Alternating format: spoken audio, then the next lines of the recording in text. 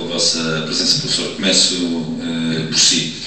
Que interpretação faz desta entrevista do líder do Partido Socialista ao Jornal de Notícias? É uma descolagem perante o governo e este consenso que tem tido com o governo? Procuro sempre ter mais aos conteúdos do que à forma. E nas declarações do Dr. António José Seguro, para mim o ponto mais importante é eu ter dito que não há ponta de consenso entre o PS e o governo.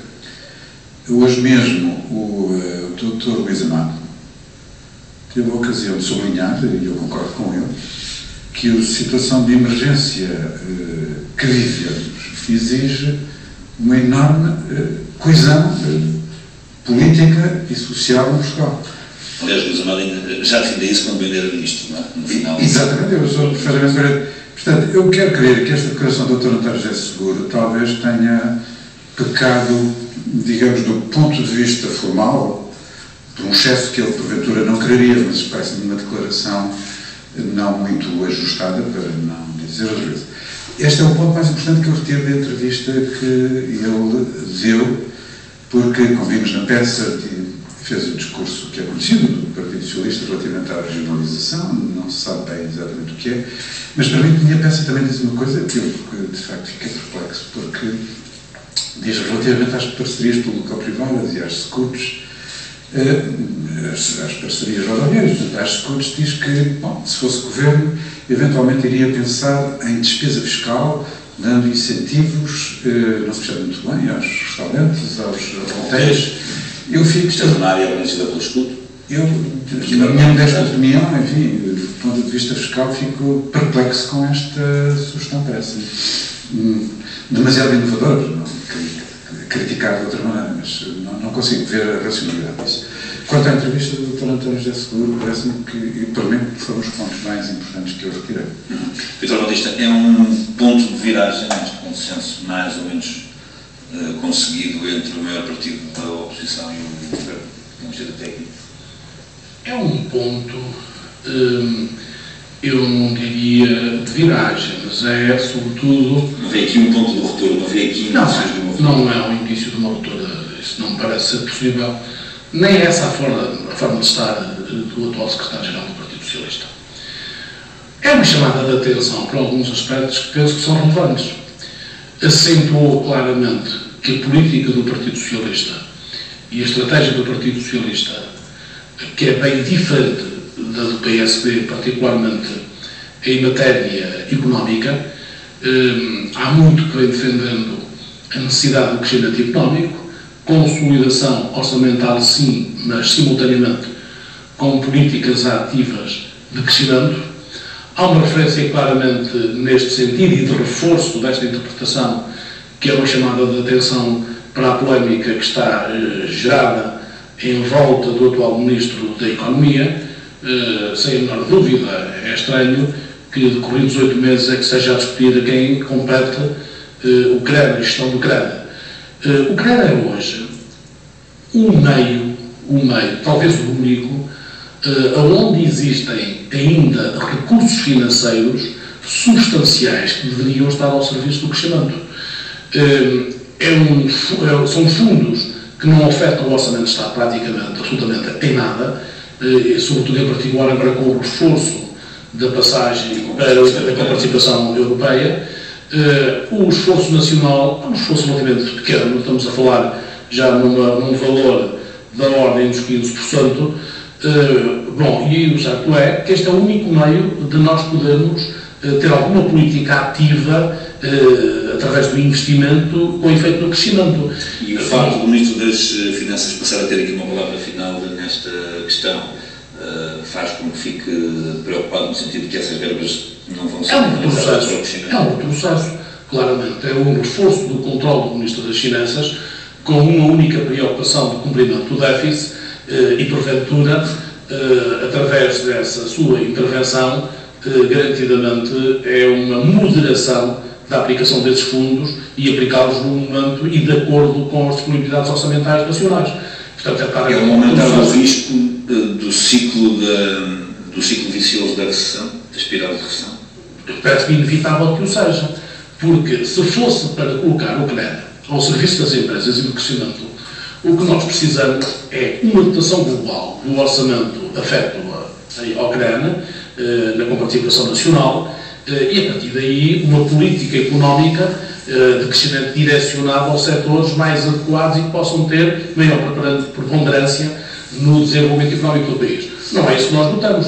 Notamos o mini Conselho de Ministros, agora presidido pelo Ministro das Finanças, com um conjunto de ministros sentados à mesa, imagino a discussão que vai ser para aprovar um conjunto de projetos. Não, eu julgo que é um processo e é adiar problemas e, mais uma vez aqui, o Ministro da Economia, sem a menor dúvida, é um pouco a vítima também das circunstâncias e da própria crise. E a verdade é que, quando o secretário-geral do PS, o Dr. António José Seguro, faz referência de que há meses que se anda à procura do Ministro da Economia, não é muito o estilo da próprio, mas é uma constatação de facto. É uma constatação de facto. E é uma constatação de facto que parte, desde logo, do próprio Primeiro-Ministro. Do próprio Primeiro-Ministro, quando começa a retirar áreas que sempre foram do domínio do Ministério da Economia. E por isso mesmo, eu não diria que isto é verdadeiramente um momento ou um ponto de viragem, mas é uma entrevista que clarifica alguns aspectos que eu considero fundamentais. Por um lado, e distancia-se claramente do PSD e do CDS, no fundo do próprio governo. Há momentos, e na entrevista, em que chama a atenção, contrapondo a esta lei aprovada pela maioria na Assembleia, que elimina um conjunto de freguesias, ele contrapõe uma profunda reforma administrativa que envolve a própria regionalização e que não se fica apenas pelas juntas, as juntas tudo indicia que menos relevância terão do ponto de vista do próprio governo. Essa não é questão de facto e o que nós desejaríamos é uma verdadeira reforma. Aliás, essa lei é tão absurda quanto isto. Se numa lógica de eliminar juntas, então faria sentido é que se eliminasse as urbanas, nunca as periféricas. As urbanas, sim, que é o perímetro urbano das câmaras municipais, as câmaras já atuam nessa área, só algum sentido faria era através dessa eliminação de juntas urbanas. Mas não há uma coerência no projeto. E quando o João António José Seguro chama a atenção para a regionalização, no fundo o que ele está a dizer é que é preciso uma política de valorização do território, mas uma política que seja uma verdadeira reforma e que seja uma reforma no seu conjunto que envolva freguesias, autarquias e, porventura, a própria regionalização. Depois, um outro aspecto da entrevista, que penso eu tenho já... O professor Mário Coutinho Antônio começa já um espaço, só uma parte da entrevista que também me parece, de certa forma, relevante, que é dizer que não concorda com o governo que se diria do Bloco Central, agora a participação do Partido Socialista no governo. Julgo que também está bem, não faz sentido nenhum que não dissesse isto da forma como o afirmou, porque hoje há um governo com maioria entre o PSD e o CDS. E o PSD e o CDS, com esta maioria, têm a responsabilidade de conduzir o país. Sobretudo, foram os dois partidos que se opuseram ao PEC 4 que mais criticaram o anterior governo.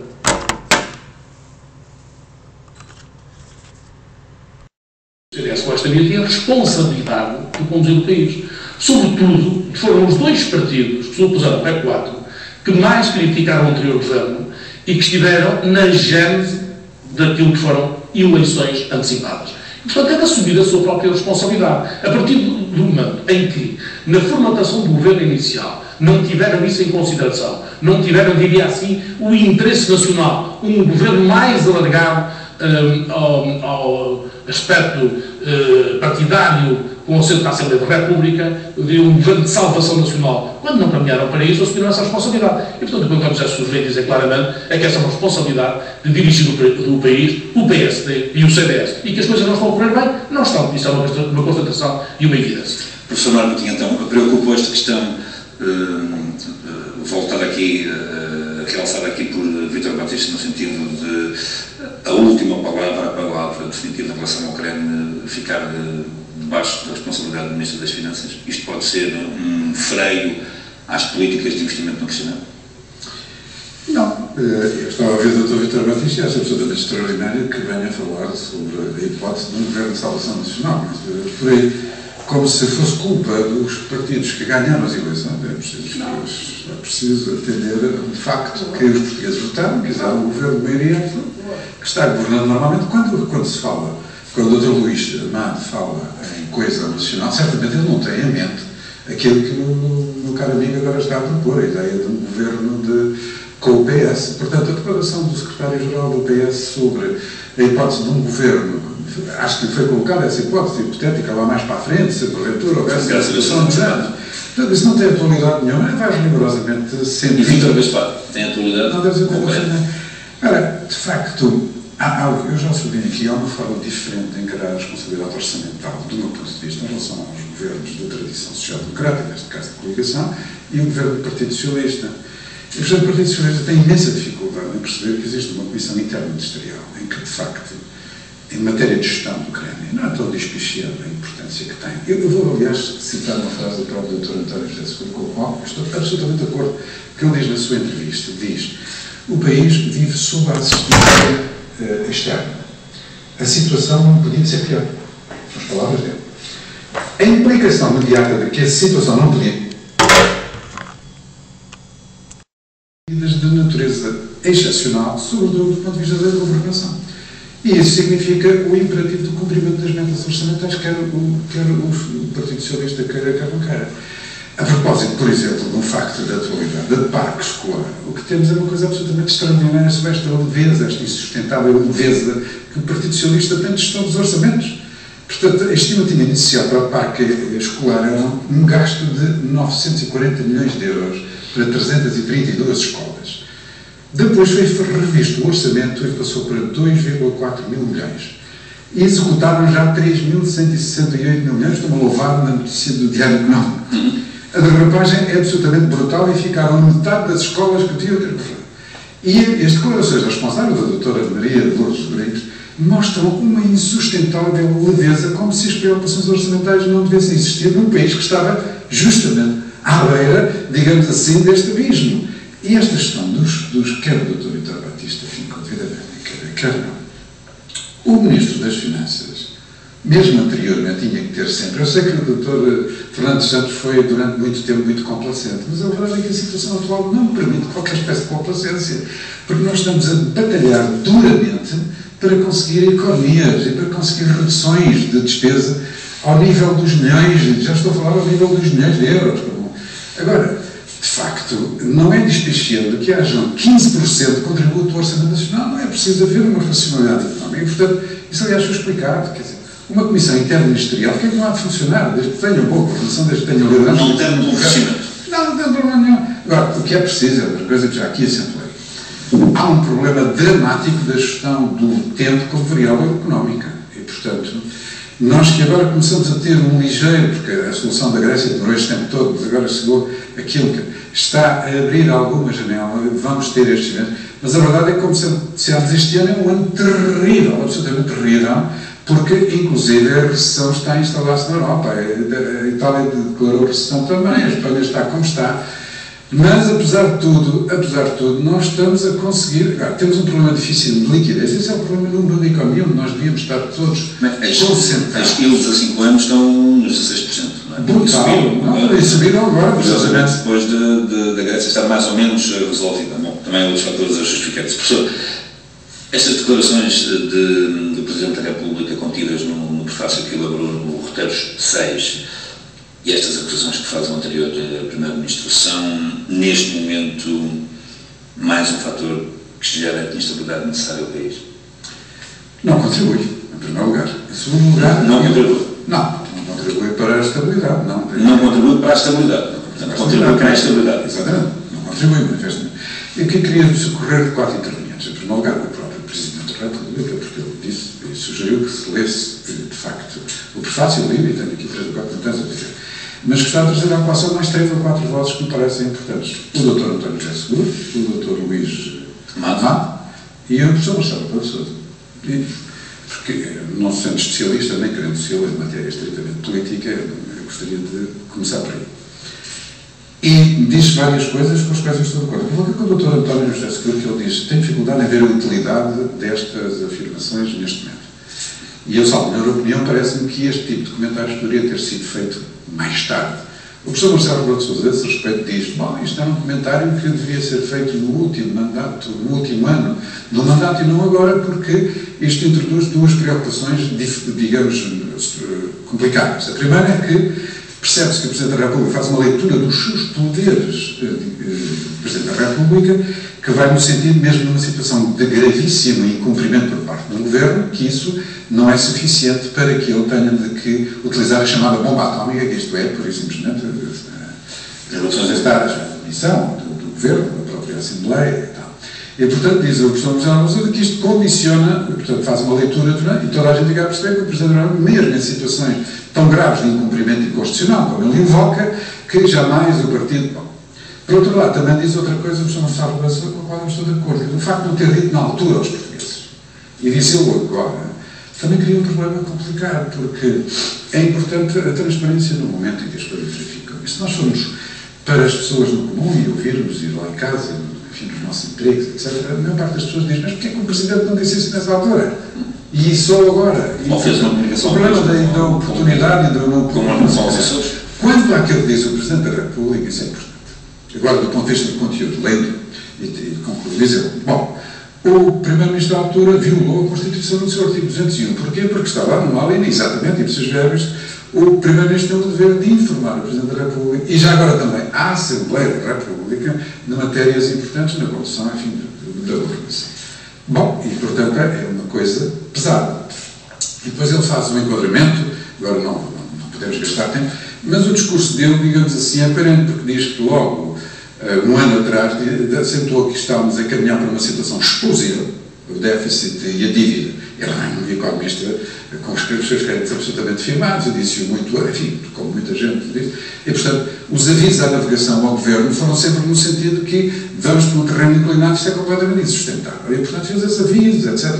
A argumentação do Presidente da República, na minha modesta opinião, está consistente com aquilo que ele diz. A oportunidade, como digo, é o que é, não parece ter sido oportuno, subscrevo aquelas outras leituras, e concluo dizendo que, para o comum dos portugueses, esta matéria vai durar 2 ou 3 dias, porque as matérias... É muito pouco importante. Exatamente. Porque as matérias que os portugueses querem ver, e são aquelas que têm que estar sempre no centro das nossas, é quando é que, efetivamente, começamos a ter uma situação internacional desanuviada que nos permita crescer, quando é que as medidas surgem, quando é que o desemprego começa a ser invertido, etc. Essas são as questões. Quando é que, já agora sobre quando é que a tesouraria, digamos assim, chega às empresas para elas poderem criar emprego e fazer inovação? Estas são as questões. Doutor Batista, este prefácio de Cavaco Silva no Roteiro 6 é um tiro no pé.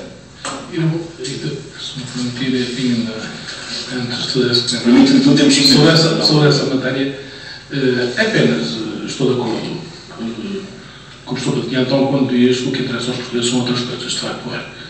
O que interessa aos portugueses é se temos crescimento económico e se temos diminuição da taxa de desemprego. E as pessoas têm uma vida melhor. E na realidade, infelizmente, com este governo, as coisas vêm-se agravando.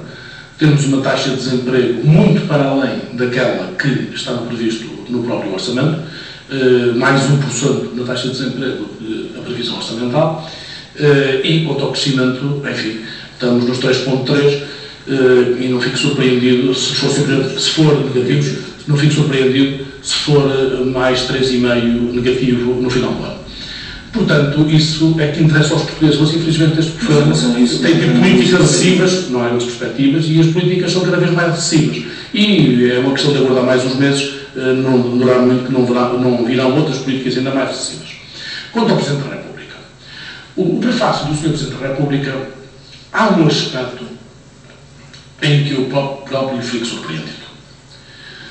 Eu julgo que, independentemente do momento em que o Sr. Presidente da República toma esta posição, o que o Sr. Presidente da República vem dizer é que numa matéria tão importante quanto era o PEC 4, que estava completamente distante destas políticas que o Governo iria negociar em Bruxelas e, sobretudo, que iria tentar fazer aprovar no quadro da Assembleia da República. E aqui é evidente que talvez o momento que o Sr. Presidente da República assumiu para esta divulgação neste prefácio, admito que não seja o melhor momento e que seja gerador de alguma instabilidade política, mas tinha de haver um momento. Eu sou daqueles que penso que é inadmissível qualquer governo, e com qualquer outro Primeiro-Ministro, que o Primeiro-Ministro, o maior responsável, o magistrado mais responsável do país, não tenha conhecimento de uma verdadeira ideia. É uma crítica que está a fazer a gestão. É claramente uma crítica. No entanto, e a própria Assembleia, porque dizer isto, peço desculpa só por favor, porque é prática dos governos, e aliás o Presidente da República não refere isso, mas é prática dos governos, antes de irem para Bruxelas negociar alguma coisa, ter reuniões com os líderes partidários da oposição e informarem quais são as posições que no entanto, para terminar o raciocínio, penso que eu ligo isto a uma outra questão. No entanto, nós temos de tentar compreender as circunstâncias em que isto sucede. Isto sucede numas circunstâncias em que tivemos uma campanha eleitoral para a Presidência da República, entre o prazo da aprovação do PEC 4 e a tomada de posse da República escasseiam poucos dias, e há que reconhecer que o discurso do Sr. Presidente da República na tomada de posse, já me disse e reafirmo, foi um discurso gerador de conflitualidade. O Sr. Presidente da República assumiu uma posição de grande crítica, e eu confesso que na altura fiquei surpreendido porque entendi, enquanto deputado na altura, que a resposta adequada àquele discurso era o pedido de demissão imediata do Primeiro-Ministro. O Primeiro-Ministro não tinha condições para isso, colocou na altura os interesses do país acima de qualquer outro interesse e procurou, naturalmente, a negociação do PEC 4. Julgo que se criaram aqui tensões momentâneas entre o Primeiro-Ministro e o Presidente da República que acabaram por conduzir à realidade que todos conhecemos. Isto contrapondo um outro aspecto, foi a atitude do Presidente da República, foi uma atitude positiva na procura da viabilização do orçamento para 2011. O Presidente da República, nessa altura, 2011, sim. O Presidente da República, na altura, teve uma atitude construtiva, de preocupação, intermediou, tudo indiciaria que havia uma cooperação institucional clara entre a Presidência e o Governo. Bom, os factos a seguir, de facto, na realidade, o discurso de tomada de posse da República é de uma grande violência e só por si, era um discurso que, numa circunstância normal, tenho certeza que o Primeiro-Ministro teria pedido imediatamente a demissão. E só os interesses do país é que, evidentemente, o evitaram. Meus senhores, muito obrigado pela vossa presença neste Em Foco. Até para a semana.